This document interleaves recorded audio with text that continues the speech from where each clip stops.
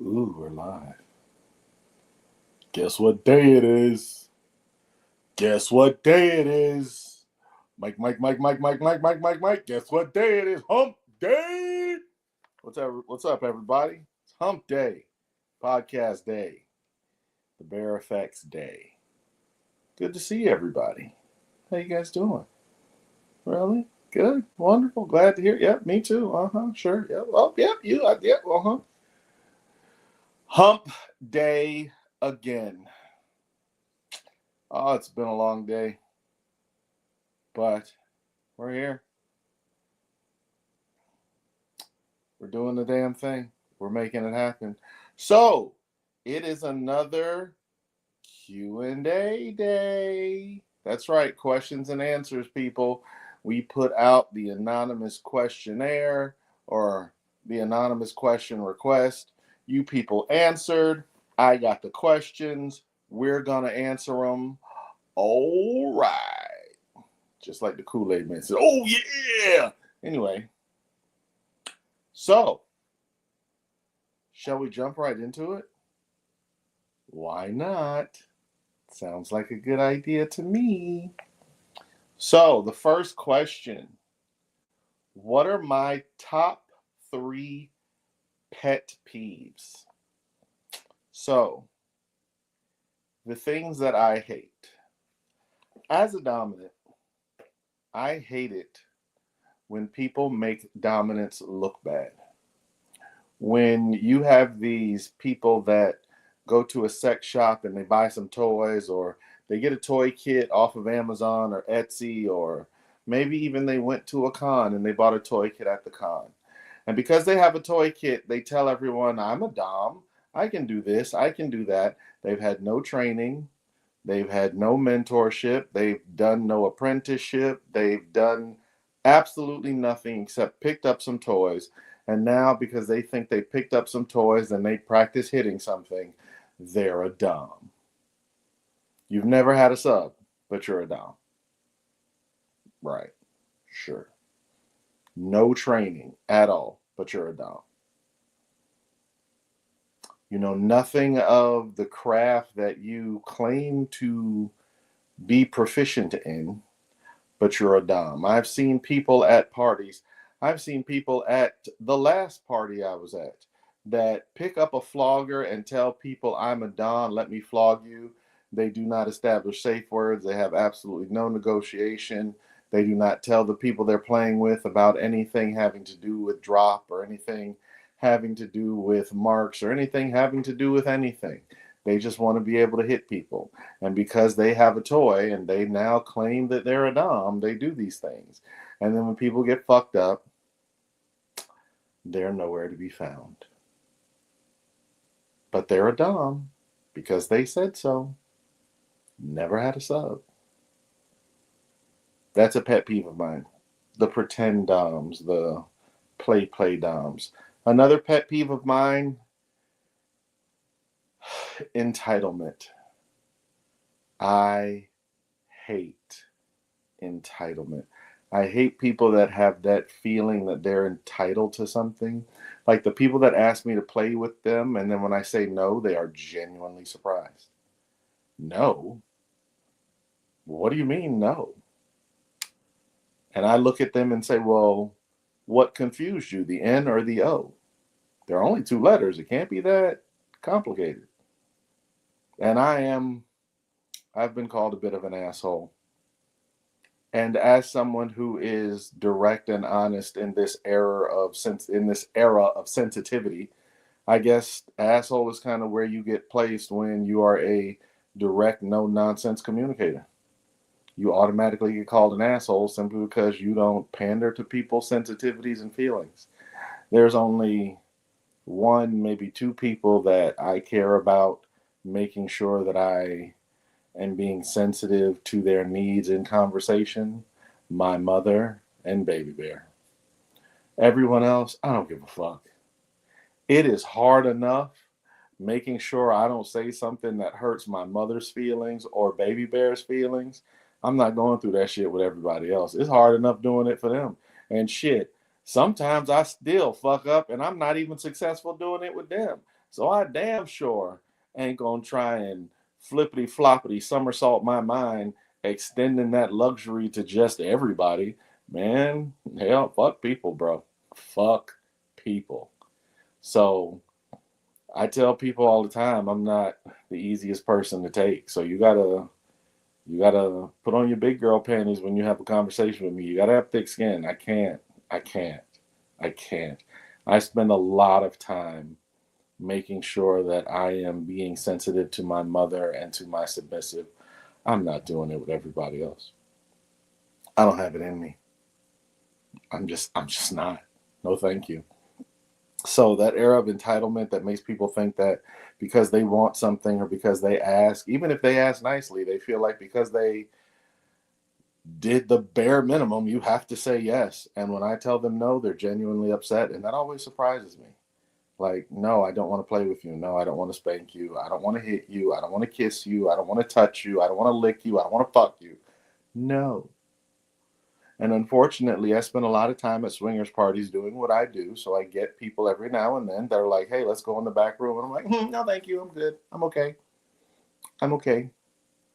Well, what do you mean? You're not going to fuck me? You just spanked me and I'm in the mood now. Somebody's got to, hey, there's like 5 dudes over there. All of them would be more than happy to come over here and go ahead and finish off what I started. I'm here to start the engine. I'm not here to drive the car. Now that you've been started, go play amongst the people. Be free. Have fun. Enjoy yourself. I am the foreplay master. No, this dick's not for you, but I will get you wet. I actually enjoy that. That kind of makes me happy. I like that. Uh, yeah, I kind of like that. Yeah. The party that I was just at, Lex's Valentine's Day couples bash, I did an impact session on a young lady. And after doing the impact, she was like, somebody has got to come fuck me now. And I said, my job here is done. And I stepped back and watched her walk off with 2 gentlemen. And I thought to myself, I just bless those young men. I hope they appreciate it. But I felt such a great feeling knowing that I got the engine started and I didn't have to drive the car. So entitlement. Number three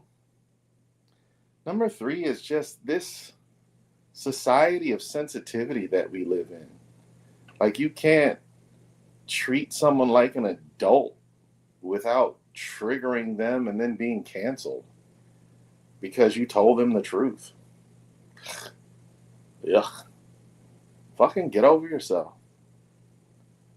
Too many of you grew up in a house where your mother taught you that you were the most specialist person in the world, and what she left out was to her. To her, you're the most specialist person in the world. To the rest of the world, you just another motherfucker. You're special at home. You're special to the people that love you. You are not special to everyone in the world.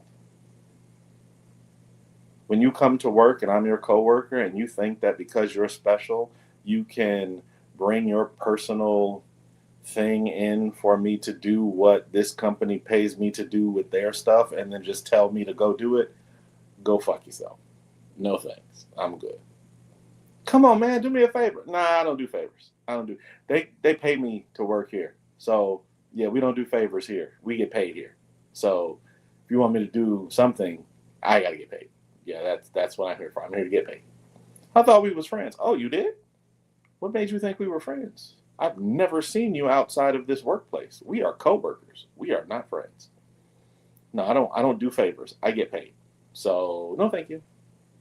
And then of course, I'm the bad guy. I'm the villain because I said we're not friends. Get over yourself. You're special to the people that love you. You're not special to the rest of the world. And the same thing goes for me. I'm not saying this to you as though different rules apply to me. Those rules apply to me. Those rules apply to my mom, my kids, my submissive, my me. They apply to everyone. You are special to the people that love you. To me, Baby Bear is the most specialist person in the world. To everyone else in the world, she's just another motherfucker. When somebody at work is doing something that pisses her off, I want to go to their job, put my gun in their face, and shoot them. But to that person at her job that's doing that thing, they don't give a shit. They don't give a fuck. These motherfuckers are barely human. They don't care. They don't care. I care. It's very important to me. It is extremely important to me. But it's not to them. So, this society of sensitivity that has come from, I don't know. I don't know where it comes from. But it's here. Welcome. I grew up in a different time, in a different way. And this is all very weird to me. Very weird. Question number 2. What puts me in Dom space? So as someone that is a pro Dom, I have to be able to put myself in Dom space. I don't have the luxury of playing with people I want to play with and doing things I want to do. When you switch over to the professional side of this, you lose the ability to have choice, because the person that's paying you for a service is the person that's paying you for a service. You might not find them attractive. You might not like them. You might not want to play with them. You might not even want to do the thing that they're paying you to do. None of that shit matters, because you are getting paid to do a job and you have to do the fucking job. And yes, you can say no, but saying no to that is saying no to the money. And that's the whole reason we're here. So if you want to get paid, then you need to do the fucking job. So that means I have to be able to put myself in Dom space. I have to do a little self manipulation, a little voodoo, a little self magic to get myself into Dom space. And it can be a thought, it can be a song, it can be the idea of something. A lot of times, if I'm playing with someone I don't want to play with, I'll just visualize someone I do want to play with. If I'm doing something I don't want to do, I'll visualize something that I do want to do. And I kind of just have an out of body experience in order for me to get in the headspace I need to be in to give the best possible service that I'm giving. Because again, you are not there for you. As a pro Dom, you're getting paid to provide a service, and you provide that service. Because you're not a fucking child, you don't always get everything you want, and that's how life works. So you suck it up and soldier on. Do what the fuck you got to do. And for those of you that have not been in the military, you will not understand what that means. But everyone in here that has any kind of military history, you suck it up and soldier on. You do what you got to do. I have a bad leg. Sometimes during a scene, my leg will start having those little spasms and it'll start fucking popping off like a fucking, like a Rice Krispie treat in milk. But I gotta suck that shit up. I gotta be Charlie Mike. Again, military people will know what that means. So it is what it is. You do what you gotta do. My favorite and least favorite impact toy, my absolute favorite impact toy is Floggers by far. Far and away, 100%. For me, it's about what you're doing. If the best impact toy for basic impact play is going to be a Flogger, because Floggers are versatile. You can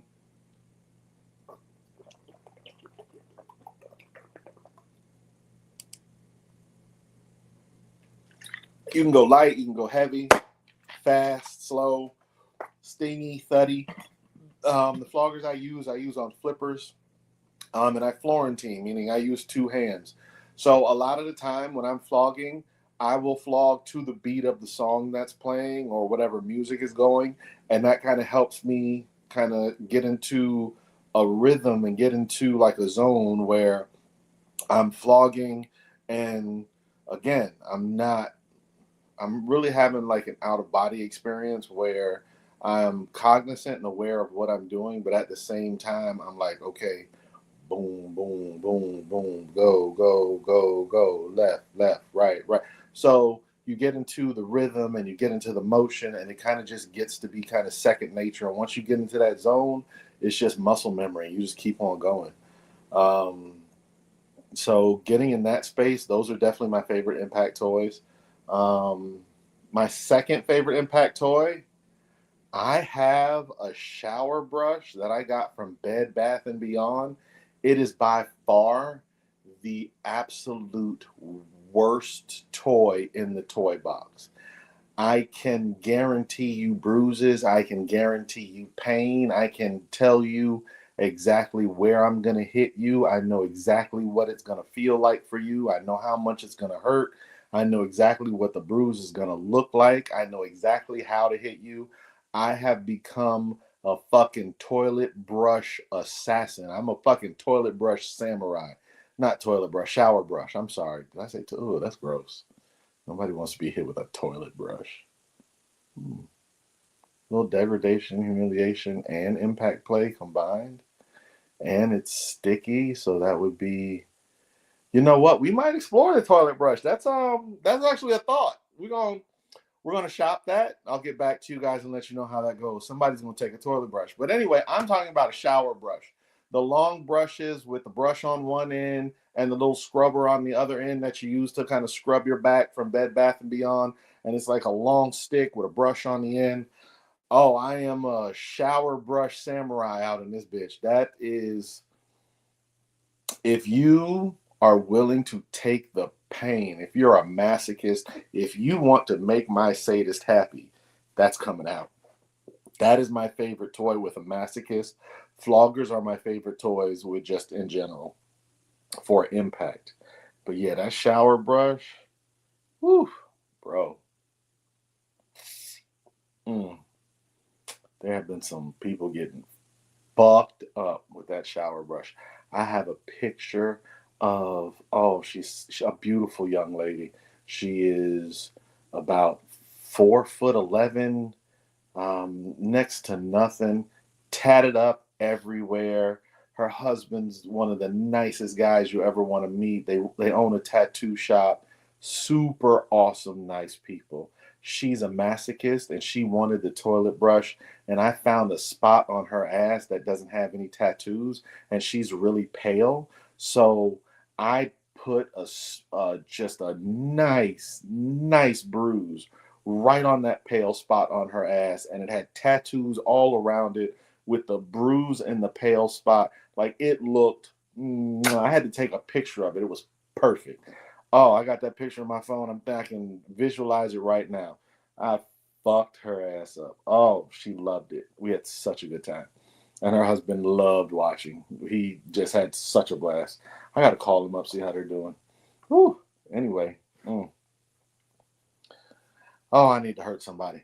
Indoor activity, my favorite indoor activity with my submissive. So, one of my favorite indoor activities with my submissive is lemongrass hot pot. So, my submissive is a soup junkie. She fucking loves soup. She is the only person I've ever known to love soup so much. It's the first time I've ever seen someone who loves soup as much as she does, and soup is her favorite thing in the world. She is Haitian, so anybody that's watching, all my Zos, soup jumu, yo, all you got to do is say it and she starts smiling. Like her favorite thing in the world. So Lemongrass Hot Pot is a hot pot place that does hot pot, which is basically a soup meal. First time we went, she was in heaven. Every time we go, she is in heaven. Watching her at Lemongrass Hot Pot take the first sip of her soup, the smile on her face, the way her eyes light up, and just the absolute joy that she has in her heart for a bowl of soup is always something that just warms my heart, because bless her heart, soup is all it takes. Just soup. Soup. Something so simple. Soup makes her entire month. Soup. That's it. Just soup. It's the simple things for some people. So lemongrass hot pot is my favorite indoor activity with my sub. Someone asked, if you were not a Dom, what would you be? And honestly, I don't even know how to answer that question. Yeah, little boogie. I don't even know how to answer that question because if I wasn't a Dom,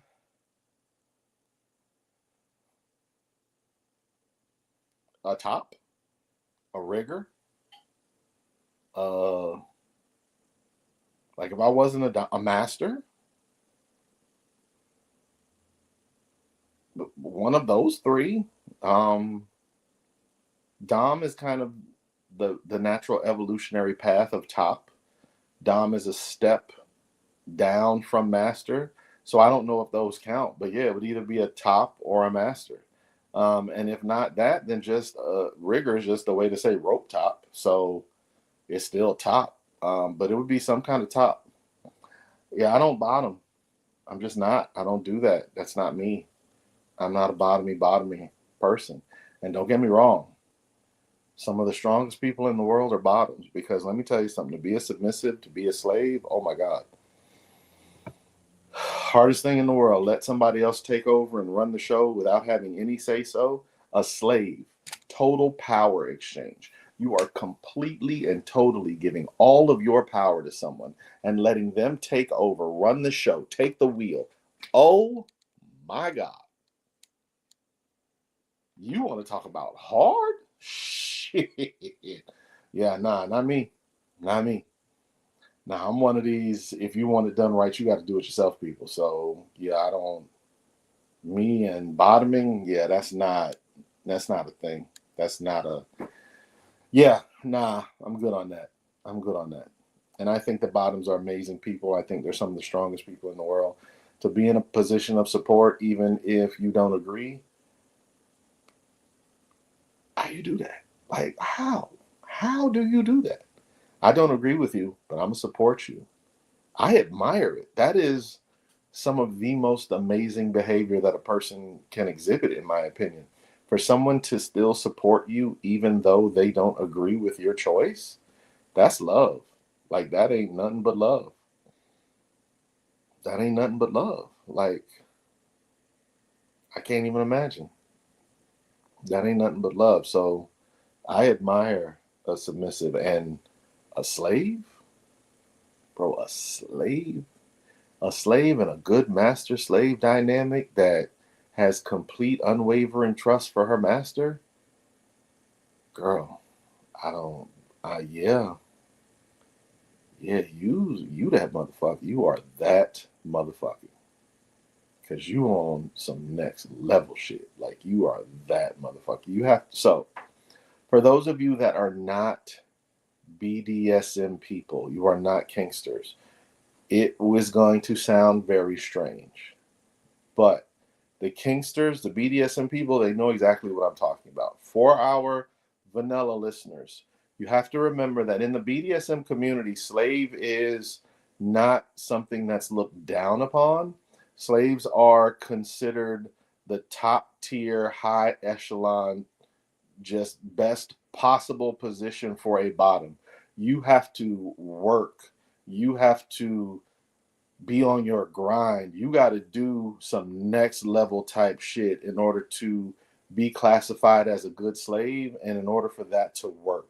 So in the BDSM community, slaves are like the leaders of the bottom. They are the leaders of that kind of side of the slash. The bottom and the people that bottom, the submissives, the littles, the people on that side of the slash look up to the slaves as like the community leaders and the people that they look to for advice, inspiration, and to kind of just tell them what to do. Because for you to attain the level of slave with a master, yo, you done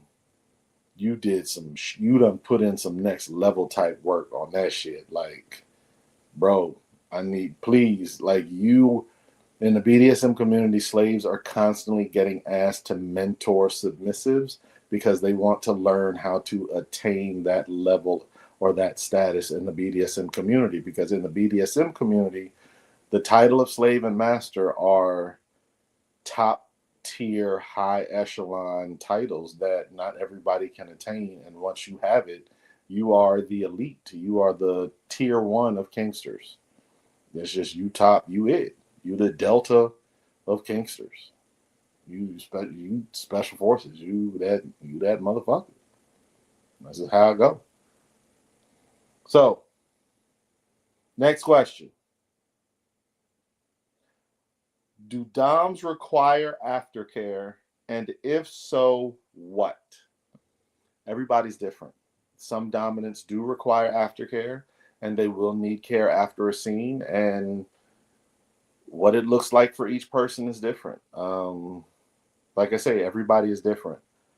Me personally, I don't really do aftercare, but I'm also in a situation where I'm normally jumping from scene to scene to scene to scene.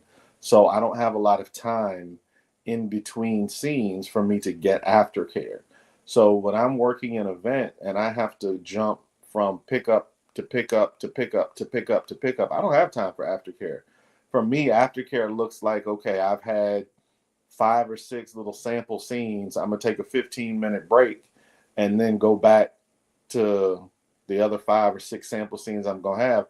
And that 15-minute break consists of me drinking water and sitting my ass down and letting my arms rest. So I guess that would be aftercare, just resting, water.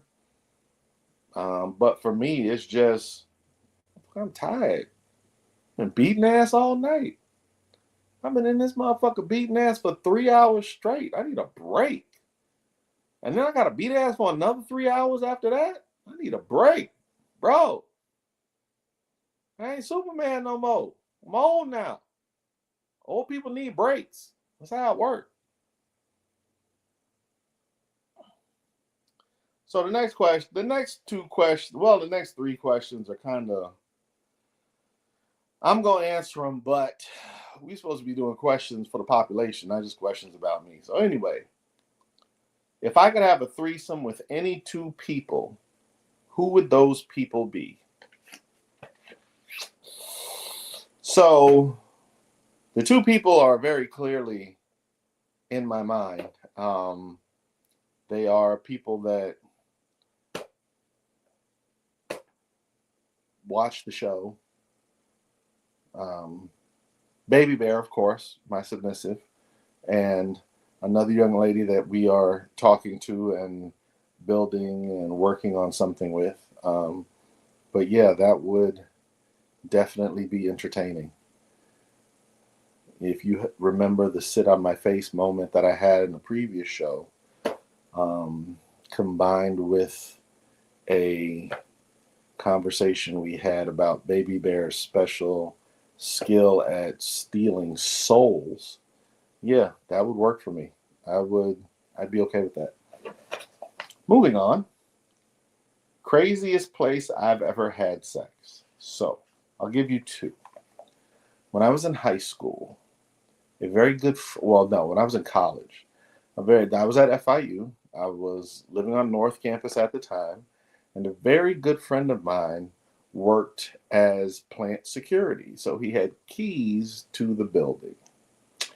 So one night, very late, I got his keys and set up a picnic on the roof of the Wolfson University Center. And I had sex on the roof of the college with the person I was with at the time. And that is definitely the craziest place. Stars, noises, animals, wind, outside. Felt like about 5 miles up in the air on the roof of the building. That was a good one. That was the craziest place. But I will tell you this. If you've never done it, make sure you put on your bucket list cruise ship balcony. You got to have sex on a cruise ship balcony. There's just something about the ocean spinning by and the ocean sounds and it being a balcony with there being balconies on both sides of you, below you and above you. So at any moment, all they have to do is look over the side and trying to keep her quiet while you doing your thing and she don't want to be quiet. And then she start making noise and you be like, girl, You gonna attract attention out here. You gotta hush up, and then she can't hush. Cruise ship balcony. Hotel balcony is probably a close second, but cruise ship balcony is better because of the rushing of the water, the movement. This cruise ship balcony. If you haven't, you got to. And if you need a point of reference, hotel balcony and cruise ship balcony, so you can see which one you like better. My strong recommendation. Moving on. This last question that I got is a question that is near and dear to my heart. And it's a very important question, and it really had me thinking, reminiscing about old times. Oh, such an interesting question. The question was, what was it like the first time you tasted pussy? Ah, I will tell you, pussy is my favorite food. I am definitely a vaginitarian. And for me, I do it because I like it. Whether you like it or not, I don't care. I really don't. Lie down. Don't move. Open your legs and go with it. I don't care. I don't care. No, no, no. I'm not done. I don't care that you came. I'm not done. It's not about you. Stop being so selfish. It's not about you. I'm working on something down here. Leave me the fuck alone. If I have to tie you down, I will tie you down. And it won't be the first time. I've tied people down before. I have spreader bars, I have rope, I have bondage tape, I have duct tape, I have tie wraps. I've got shit that you probably haven't seen. I have a stockade. I have like bag boxes full of toys and a vivid imagination. Um, so, as a vaginitarian, the first time you taste vagina, it is a special, special time. It's a very special moment. And it is magical. It is amazing. It is awesome. And that's really just awesome. That's all you can say. My goodness. So it was my first girlfriend, and she was my first everything. My first kiss, my first sex, my first date, my first person to suck my little penis, first vagina I ever ate, first everything, first across the board, first. And I did not know that I was going to like pussy. I did not know that I would enjoy it. I knew I wanted to do it, but I didn't know what to. I had no expectations. I didn't know what the fuck I was doing. I didn't have any fucking idea what I was doing. I was 16 years old. No clue. No clue in the world what was going on. So, at the time we were in a car because we were in high school. Or high schoolers. You can't go to nobody's house, can't get no hotel room. Like, that's what high schoolers do. They find a spot, they park the car, and they do shit in the car. That's how it works. You're in high school. It's my first time. I've never partaken of vagina before. So we're in a car. She's lying across the back seat. She's asking me to do it. Okay. Shit, I'm happy to be close to a pussy. At this point, I ain't never done nothing. I don't know what I'm doing. It's my first time. So I finally agree to it, and I start kissing around it, kissing the thighs, kissing the pelvis, kissing her on her stomach. I'm like trying to warm up the area. Like you have to do that. That's some bullshit. And then after what seemed like 2 or 3 days of warming up the area, I finally put my mouth on a vagina, and it was magical. It was magical. I met my favorite food that night, and it was just a beautiful thing. It was a match that was made in heaven because vagina's here for us. It's for us. We should be eating it and we should taste it. And it's for us. Now, there are some stipulations. Ladies, hygiene is extremely important. Extremely important. Okay? If your pussy tastes like battery acid and your man's not going down on you, that's why. You need to get your pH checked. Okay? If you never drink water, you don't know what a vegetable is. Fruit is your enemy, and you see no need to eat anything except for potato chips and candy. That's why he's not going down on you, because you taste like a pool of dirty water, and it's not pleasant. So, if you are in a relationship and your man does not go down on you, do not immediately assume that it's him. It could be you. Gentlemen, if it is her, find a nice way to tell her. Buy her those body shampoo things and be like, you know what? I saw this in the store and there was a lady there and, they was giving them away for free. So I picked one up and, she said it's good for everywhere. Like everywhere, even down there. You should try it. Let's just see how it works. You never know. Let's see what happens. It's always sexy when you tell your girl, hey, babe, you know what I want to do? I want to take a shower with you. Yeah, I want to get us all washed up and shower down before we go to bed. It's just a way for us to connect and a way for us to bond together.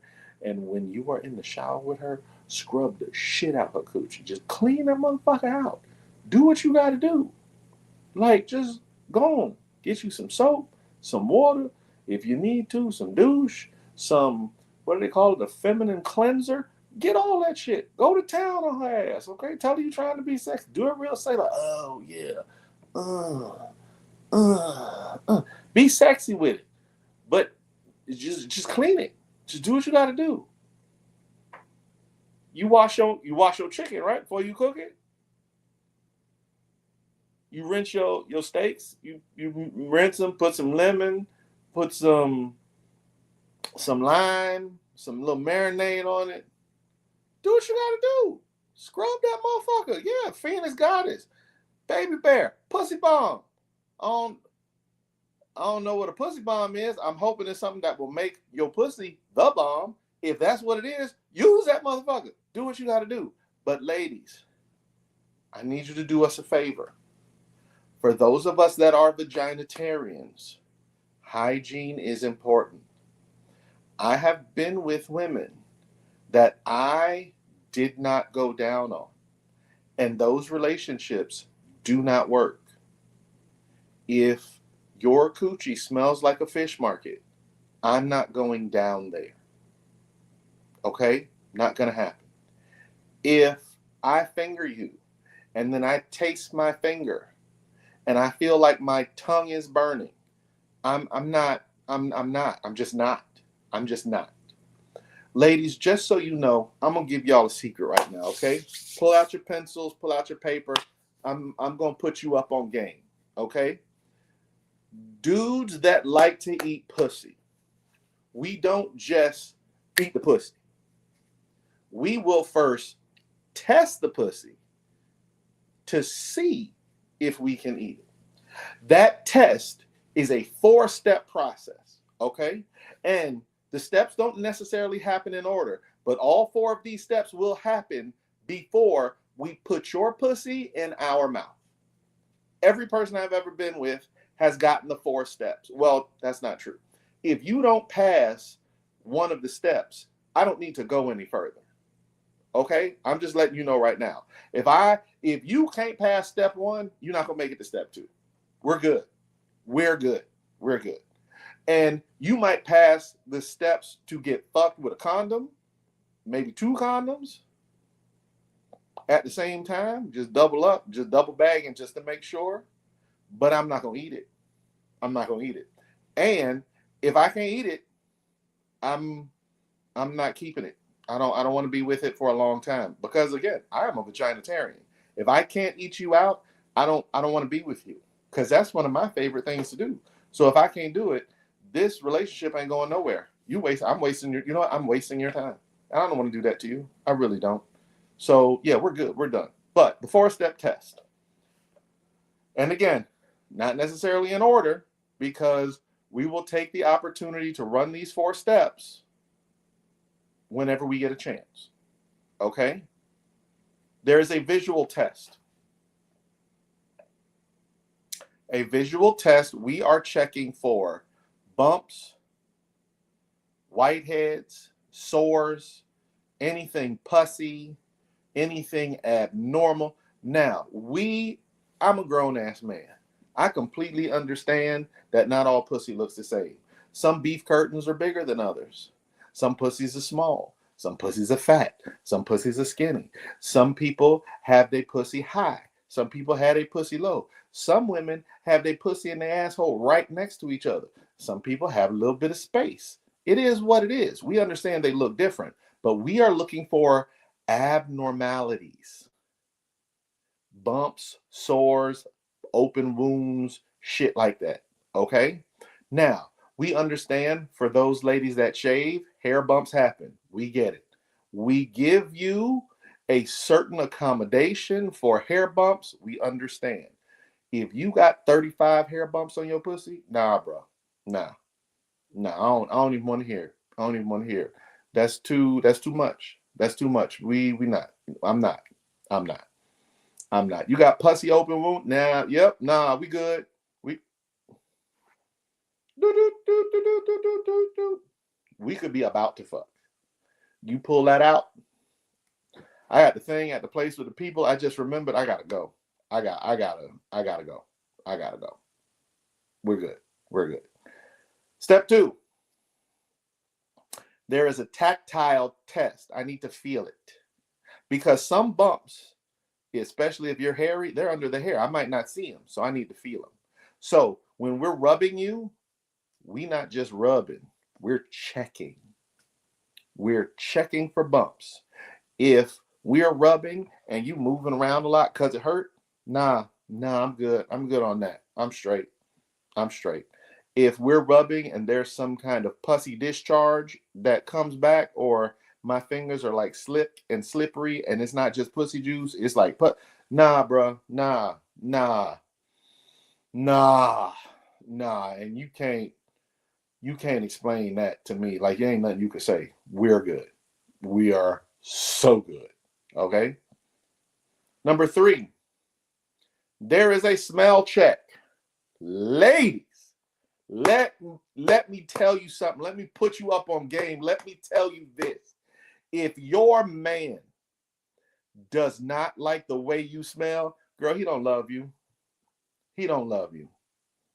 If your man ain't never took your panties and put them up to his face and done the he don't love you. If he don't love you. That's not love. He might want to fuck you, but he don't love you. A nigga love you when he when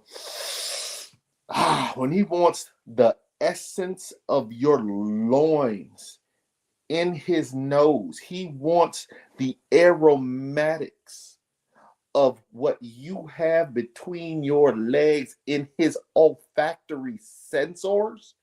That nigga love you. When you get home from a shift at work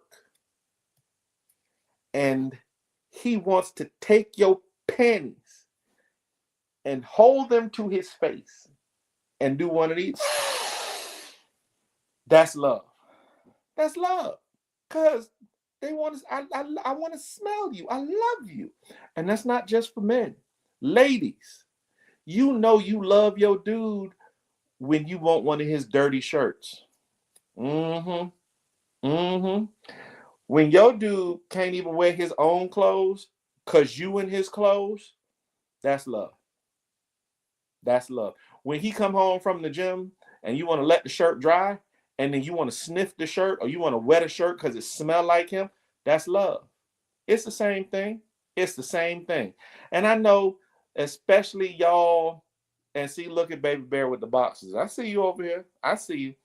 Especially y'all germaphobes or the nurse. Most of the time it's nurses because y'all know about germs and shit like that. So when y'all are nurses and you're germaphobes and we want your panties after the end of a day at work so we can sniff them and y'all like, oh, that's nasty, that's gross, yeah. And nasty, yes. For you, yes. For you, I'm a nasty ass nigga. Yep, for you, I'm gross. Now give me the motherfucking panties. Yep. Yes. Yes. And guess what? Give a fuck. Ugh, you nasty. Okay. Oh, baby, that's gross. Okay. And I'm a grown ass motherfucking man. You think you the first person to call me nasty? I done had people twice as ugly as you call me nasty. I don't give a shit. Yeah, I'm gross. And you love me. You love me. You love me. So I'm gross. And you stuck with it. I'm gross. Oh well. I'm gross. Now give me your panties. I want to sniff them. Get over yourself. Get over yourself. Get over yourself. That's right, Phoenix Goddess. There is nothing wrong. You know what? Phoenix Goddess, you're wrong. That should read, there's nothing wrong with a lot of nasty. Phoenix Goddess said this ain't nothing wrong with a little bit of nasty. Fuck a little bit. Ain't nothing wrong with a lot of nasty. Because you know what? You want to do some nasty shit too. That shit you be whispering in my ear when you get all comfortable and we ain't just dating no more. You know, we settled down and I ain't going nowhere. And now you want to tell me about all the nasty shit you want to do. You nasty too. And I like it. Ooh, fine ass nasty girl that loves me. Hell yes. Shit, I'll take 2 of those. Give me the shimmies. Like that Tide commercial. Woo! Give me a little bit of nasty. Give me some nasty. I'll take nasty every day. Shit, sometimes nasty better than love. Anyway, number 4. Last one. There will be a taste test. And that will be the final test, okay? You have to pass the other 3 tests to make it to taste test. And what taste test will look like is I will lick you off my finger. Once you pass all 4 tests, oh, I'm going to eat your pussy. And ladies, be clear. I'm not just talking about me. I'm talking about my people, vaginatarians, okay? Lesbians, butches, dudes, whatever you are, whatever you identify as, whatever your gender is, bi, curious, sexual, interested, it doesn't matter.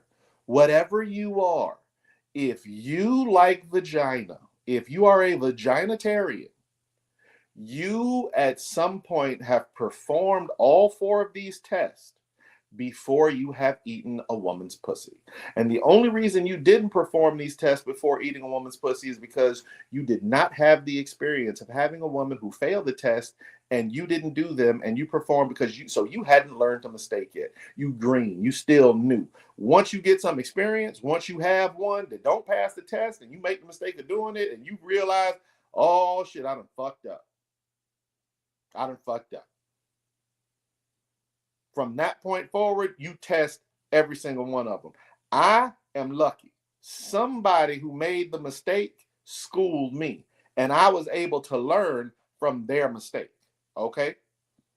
But we test and everything before we put it in our mouth. Okay? I love to eat pussy. But I ain't eating everybody's pussy. Oh no. Oh no. No, no. As my daddy used to say, you don't lick the top of the trash can. It don't matter how hungry you get. We ain't licking the top of trash cans. Nah. Nah, we have standards.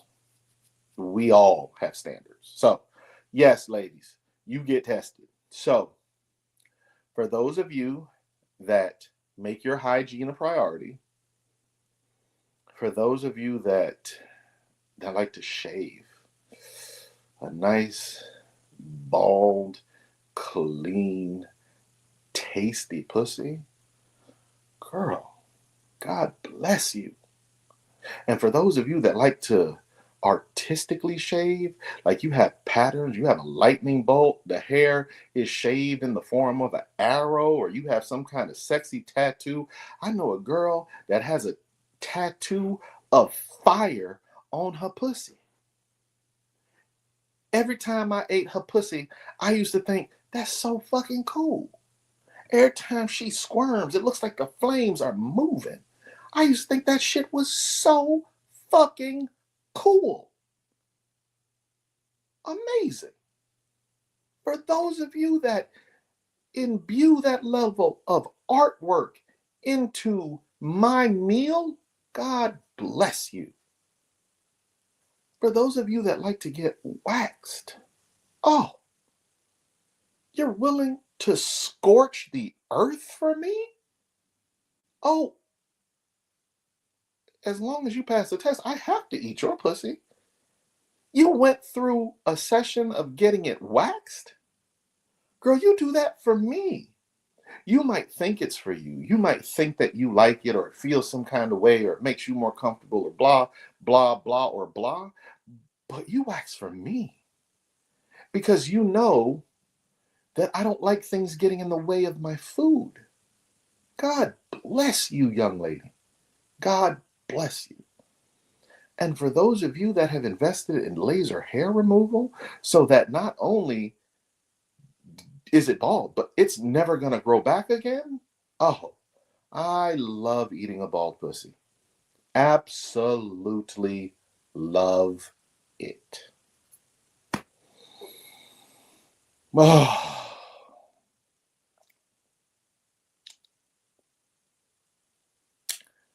yes, I would really, really like to eat something right now. Anyway, as I was saying, 4 steps to the test. Ladies, maintain your hygiene. If you have someone that you know they know what they're doing, then go through the work of maintaining a certain level of care to the area that makes us enjoy our meal.